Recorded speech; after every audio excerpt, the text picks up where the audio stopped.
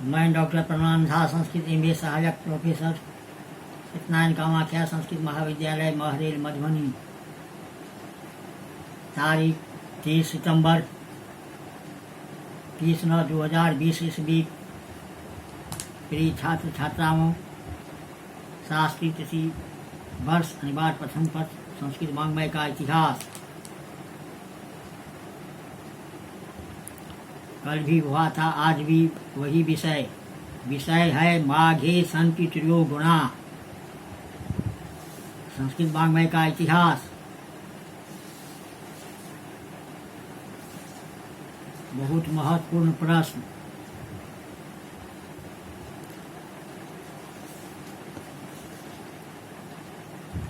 माघे सन्ति त्रयो गुणा।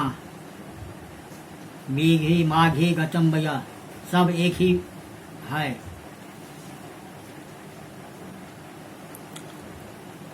अलौकिक चमत्कार प्राण के काव्य जगत में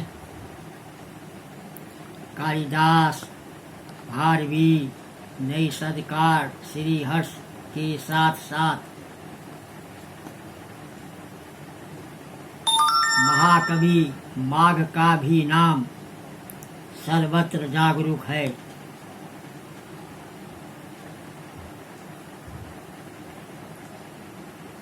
सूक्ति इस प्रकार प्राप्त होती है और प्रख्यात भी है।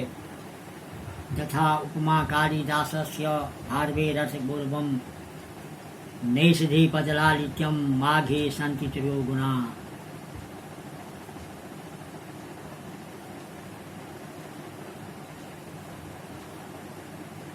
यह सत्य है कि महाकवि कालिदास यदि अपने उपमाओं की विशिष्टता से काव्य जगत में अमरत्व प्राप्त किए हैं, एवं भारवी भी अपने अर्थ गौरव के लिए रवि प्रकाशमत बने हैं, तथा पदलालित के लिए नैषधकार श्रीहर्ष भी काव्योद्यान में प्रतिप्रातः पुष्पित होते हुए दिखाई पड़ते हैं। तथा माघ नामक महाकवि भी उपर्युक्त तीनों गुणों का समावेश सात्मक एक ही वृक्ष पर अवलंबित सुष्पालबद्ध नामक महाकाव्य के द्वारा इस काव्य जगत में सूर्य चंद्रवत प्रति प्रातः प्रकाशमान है।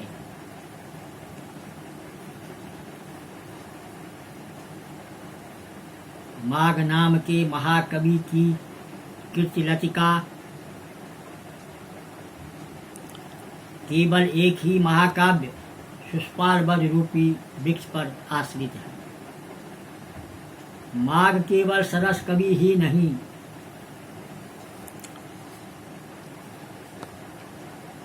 प्रत्युत एक प्रचंड सर्वशास्त्र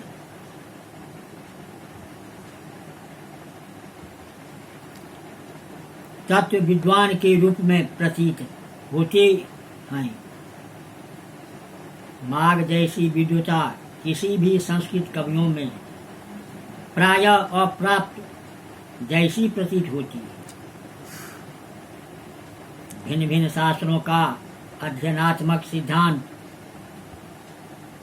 प्रतिपादन जिस सुंदर रीत से महाकवि माघ ने किया है, उस भांति संस्कृत साहित्य के किसी भी महाकाव्य में उपलब्ध नहीं होता है।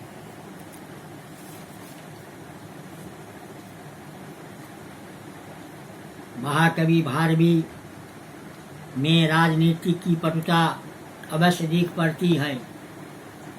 श्रीहर्ष में दार्शनिक उद्भटता अवश्य उपलब्ध होती है, परंतु माघ में सर्वशास्त्रों का जो परिनिश्चित ज्ञान दृष्टिगोचर होता है।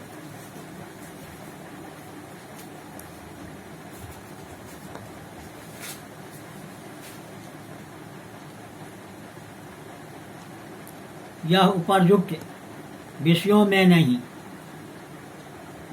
अन्य कवियों में पांडित्य अवश्य है,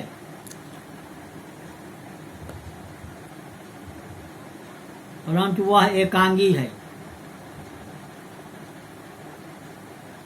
माघ का पांडित्य सर्वतोगामी है। वेद तथा दर्शनों से लेकर राजनैतिक विशिष्ट परिचय इनके काव्य में पाया जाता है। माघ का शुद्ध विषय ज्ञान अत्यंत प्रशंसनीय है।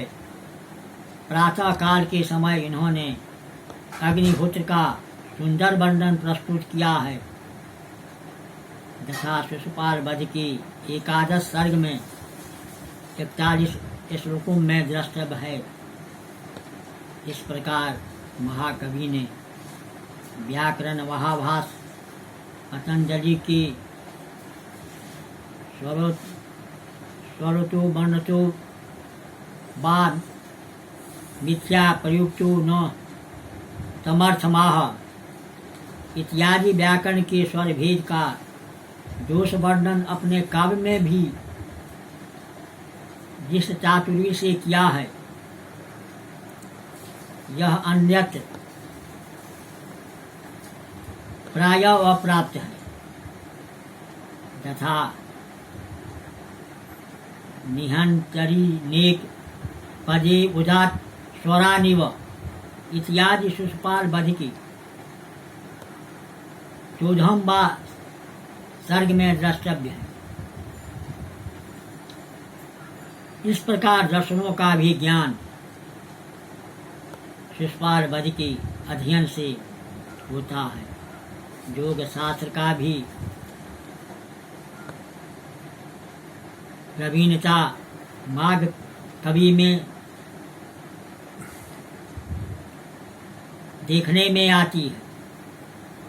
यथा मैत्र्यादितीर्थार्थ विदो विधाय इत्यादि पद्य में इस प्रकार महाकाव्य हमारे लिए बहुमुखी ज्ञान के निदर्शन रूप प्रतिदिन काव्य जगत में प्रत्यक्ष होता हुआ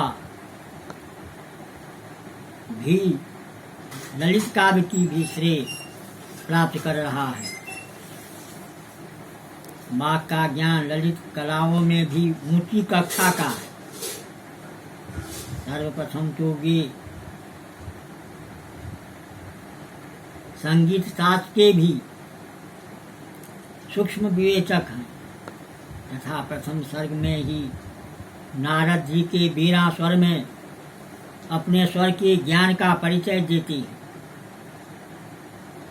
तथा रणद विराज घटनया निवस्वत मंडले सुरे इत्यादि पद्यों से स्वरों का ज्ञान का वर्णन द्रष्टव्य है। ऐसे उक्त काव्य में स्थान स्थान पर संगीत शास्त्र के मूल तत्वों का निदर्शन कराया है। महाकवि माघ की अलंकार शास्त्र की प्रवीणता की प्रशंसा पद पद में विशेष रूप से स्पष्ट है। तथा द्वितीय सर्ग में अनुष्टुप छंद के पद्यों में भी उक्त कवि के द्वारा अलंकार का समावेश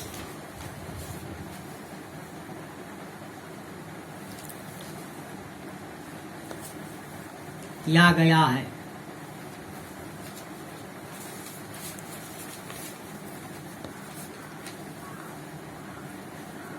महाकवि माघ ने राजनीति के गूढ़ तत्वों को सम्यक समझाने के लिए अलंकार शास्त्र के नियमों का सहारा लिया है। इस प्रकार कह सकते हैं कि माघ एक महान कवि पंडित थी। जो अपने काव्यों को अलंकार शास्त्र की सर्वांगीण कलाओं से सुसज्जित करते हुए ऊंचे ज्ञान का एक कसौटी के रूप में पाठकों के समक्ष प्रस्तुत किए हैं। वस्तुतः माघ का ज्ञान हिंदू दर्शन, बौद्ध दर्शन, नाट्य साहित्य, अलंकार शास्त्र, व्याकरण, संगीत आदि शास्त्रों में बड़ा उत्कृष्ट है। माघ का प्रभात वर्णन अपनी स्वाभाविकता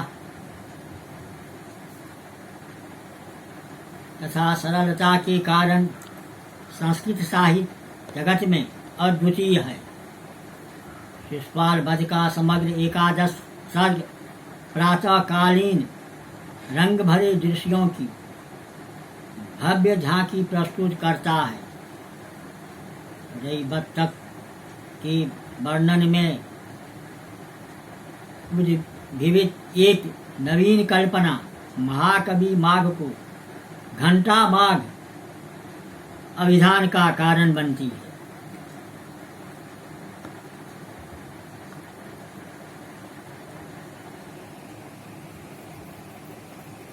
एक ओर सूर्य और ऊपर फैली हुई किरण रूपी रश्मियों के सहारे उदय हो रहा है, तो दूसरी ओर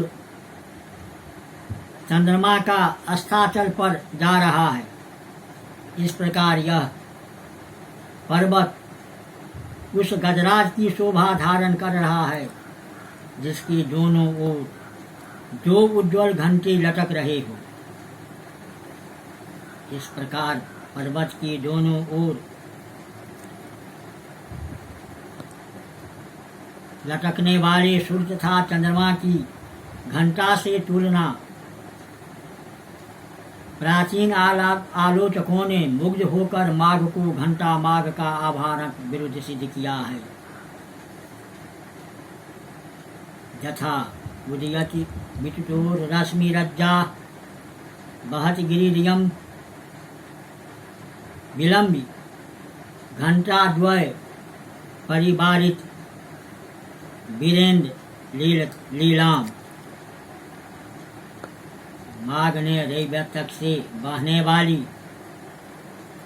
नदियों के वर्णन में कवि अपने प्रेमी हृदय का परिचय देता है। अतः ये रैवतक की बेटियां पुत्रियां हैं। आज वे अपने पति समुद्र से मिलने जा रही है। इस विदा की बेला पर पिता का हृदय पिघल जाता है।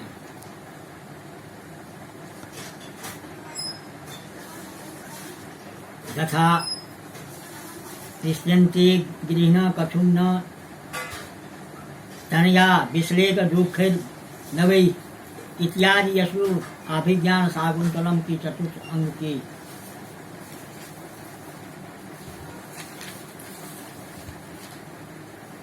चतुर्थ श्लोक से स्पष्ट है। एवं पुनः शिशुपाल वध का यथा अपसंक भंग परिवर्तनोचिता चिताश्चलिता वर्षल केखैव निम्नगा। इन्हीं महनी गुणों के कारण माघ का उत्कर्ष है। उनका शब्द भंडार एक अक्षय राशि है जिससे यह काव्य एक कोश का काम पाठकों के लिए संपन्न कर रहा है। नए नए शब्दों का प्रयोग, विचित्र व्याकरण सम्मत पदों का सन्निवेश महाकवि माघ के प्रचंड पांडित्य का परिचायक है। इसीलिए तो नवसर्गते मागे नवसर्गोन विद्यते के आभारक के समान आलोचकों का यह कथन भी यथार्थ है। पुनः इसी प्रकार आभारक मेघे माघे गतम वयः की उक्ति भी प्रसिद्ध है, जो बात की साक्षी है कि माघ के काव्य को पढ़ते पढ़ते कि संपूर्ण अवस्था व्यतीत हो गई, किंतु उसमें पारंगत न हो सकी। इस प्रकार उपयुक्त विश्लेषणों यह सिद्ध कर होता है कि माघे संति तिरोगना मेघे माघे गतम वयः घंटा माघ एवं नव सर्ग तो माघे नव शब्दों ने विद्यते अक्षरशः सिद्ध होता है। इति प्रिय छात्रों, यह जो आज का संस्कृत वाङ्मय प्रथम का विषय है, माघे सन जो कहे हैं सब जो कुछ हो सब एक ही प्रश्न है। इति